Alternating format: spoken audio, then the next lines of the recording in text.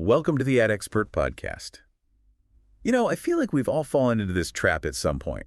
When we're setting up a digital marketing campaign, there's this really seductive illusion that Google Ads is basically just a digital vending machine. Oh, totally. It's like the ultimate marketer's fantasy. Right. You assume you just load in a budget, press a few buttons, and then, boom, a paying customer just drops right into your lap.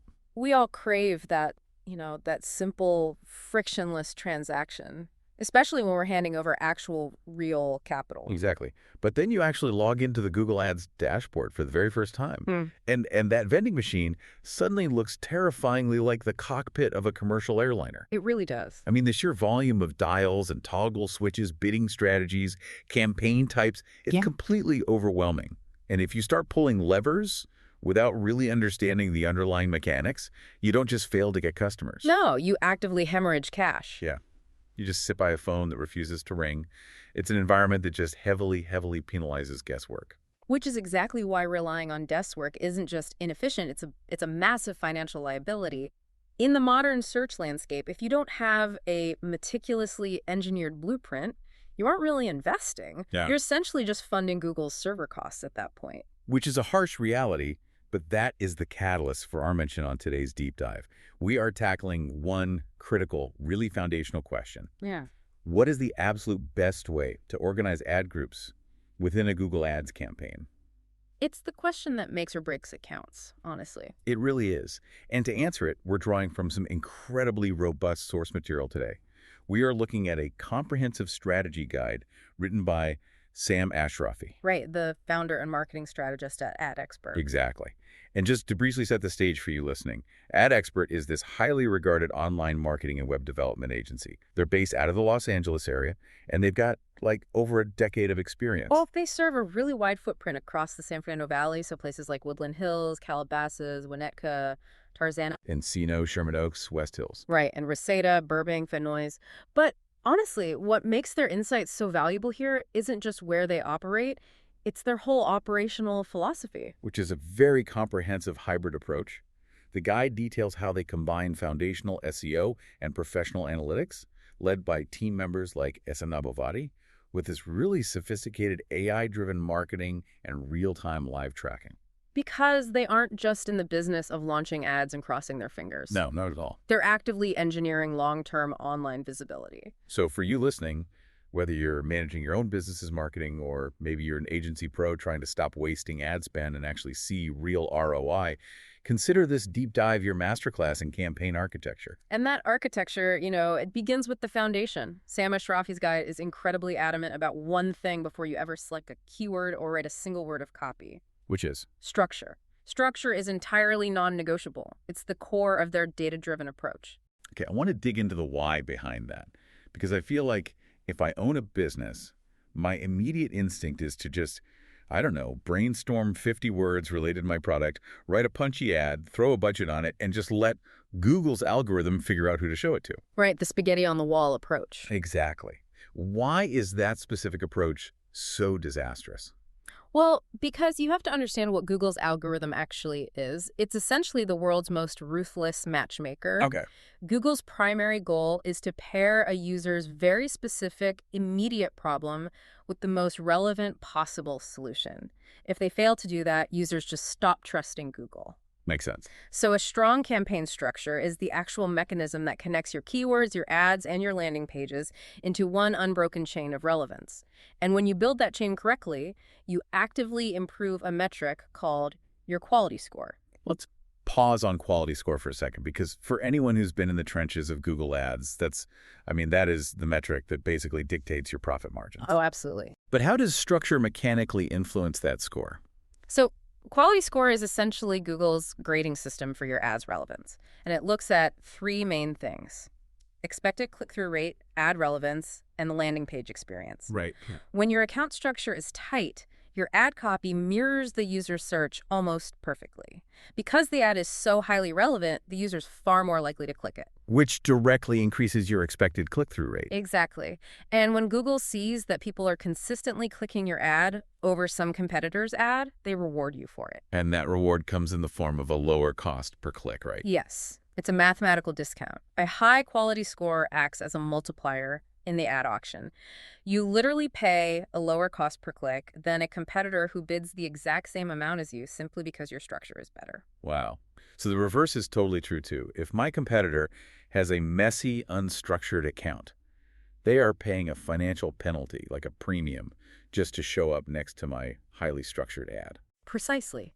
Without structure, your whole product or service message just becomes unclear. Your performance drops, your click-through rate tanks, and your cost per acquisition goes through the roof. Which leads directly to the absolute first step in the ad expert methodology, which is you have to define one single clear goal per campaign. Right, just one, like lead generation or product sales or website traffic. You can't be everything to everyone. You really can't. The machine learning models need a singular optimization target to actually function efficiently. If you think about it like physical retail, a poorly structured, goalless Google Ads campaign is kind of like running a messy department store where the signs don't match the aisles. Oh, that's a good way to put it. Yeah, imagine a customer walks in looking for men's running shoes.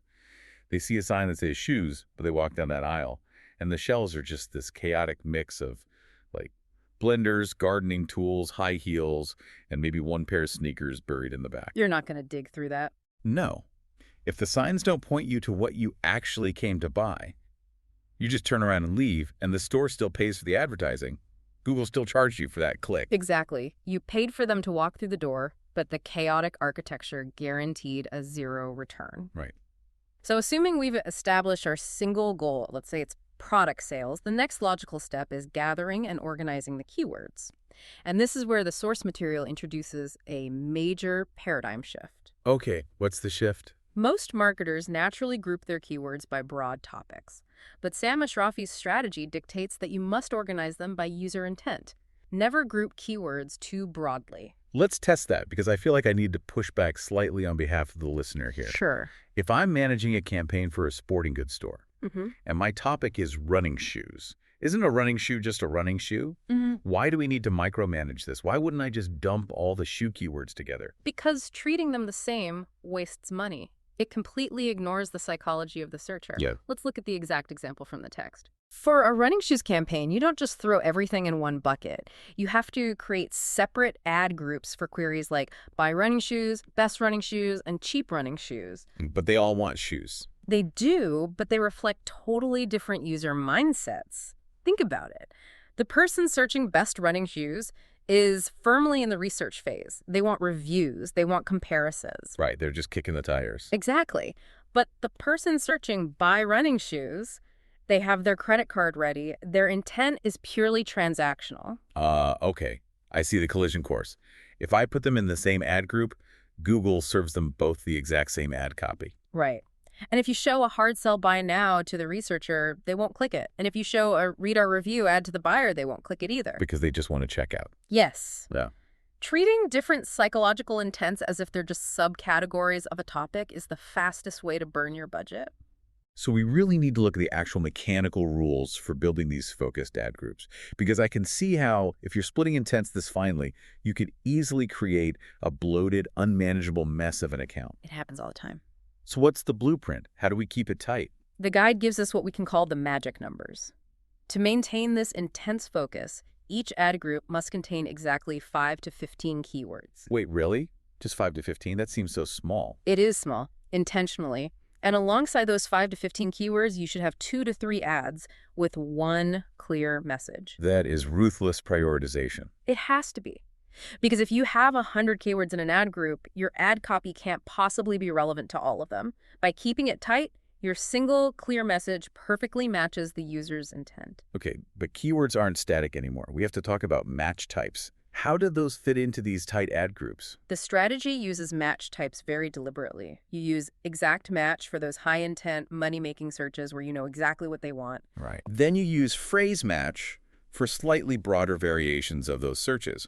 And finally, broad match, which you use very, very carefully just to discover new opportunities. Very carefully is the key phrase there. I like to compare broad match to casting a giant fishing net. Oh, that's a good analogy. Yeah, I mean, you might catch a really great fish, but you're also going to drag up old boots and tires and garbage. Whereas Exact match is more like a laser-guided spear. Exactly. Broad match can bring in amazing new traffic, but if you don't watch it, it'll blow your budget on irrelevant clicks. So how does a team like AdExpert manage that? Because I know they use AI and regular A/B testing. How does that fit into auditing these complex match types without, losing your mind? Well, when you're operating at scale, you can't manually supervise every single broad match keyword 24/7, so they leverage their technology stack. The AI monitors how these match types perform dynamically. So if a broad match keyword suddenly starts pulling in garbage traffic, the AI flags it instantly, allowing the human strategists like the analytics team to intervene, run A/B tests, and adjust bids in real time. But to scale up like that, the guide also mentions you need consistent naming conventions, like naming the campaign with the service location and goal, and then the ad group gets the keyword theme. Yes. For example, campaign, running shoes, LA sales, ad group, buy running shoes. Does it really matter that much? It does, because it avoids duplication. If you have a messy naming structure, you end up creating duplicate ad groups and literally bidding against yourself in the auction. Oh, wow. You become your own worst competitor. Exactly. Okay, so let's say we've done all that. We've got our tight ad groups, our match types are dialed in, we caught the right click. That's only half the battle, right? Because what happens after the click determines if the campaign actually generates revenue. This is where so many campaigns fall apart. Landing page alignment. Let's get into it. Your ads absolutely must perfectly align with your keywords. You use the keyword in the headline, match the intent, and highlight clear benefits.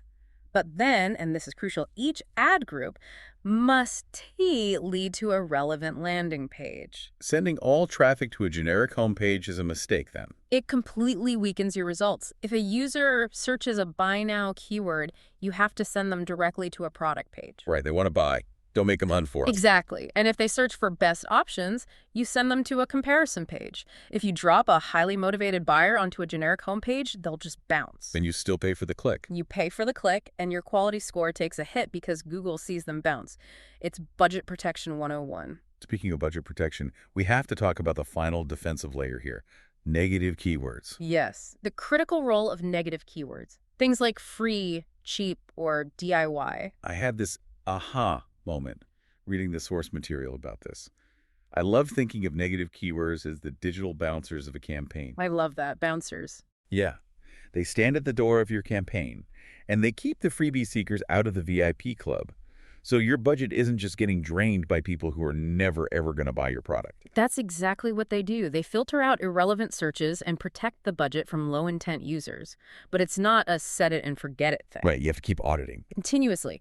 Regularly auditing the structure is huge. You have to split underperforming groups, constantly adjust your match types, and remove low-performing keywords while adding new negative keywords. Okay, this has been an incredibly deep dive. Let's do a rapid-fire recap for the listener so they can actually take action on this. Sounds good. First, start with one clear goal per campaign.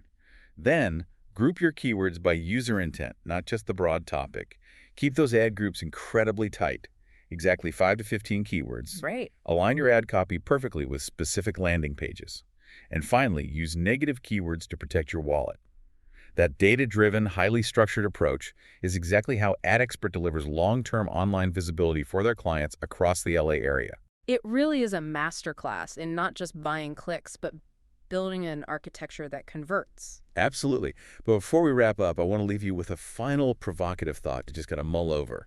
It builds on what we just discussed about those digital bouncers. Okay, lay on me. So the sources highlight using negative keywords like DIY or free to filter out low-intent traffic, right? Protect your budget. Yep, keep the freebie seekers out. But consider this. Could those DIY searchers eventually become exhausted by the sheer effort of doing it themselves? Oh, definitely. DIY projects always go wrong. Right. So what if, instead of just blocking them forever with a negative keyword, you created a totally separate, very low-budget educational campaign specifically to nurture those DIY folks? Oh, wow. You just give them helpful tips until the exact moment they realize they're in over their heads and they just need to hire an expert. That is a fascinating way to look at it. You're treating unqualified traffic as future potential. Exactly. You're just putting them in a waiting room until they're ready to buy. It's definitely something to think about as you audit your own campaigns this week. I love that. All right, well, that wraps up our deep dive for today. Thanks for joining us, and we'll catch you on the next one.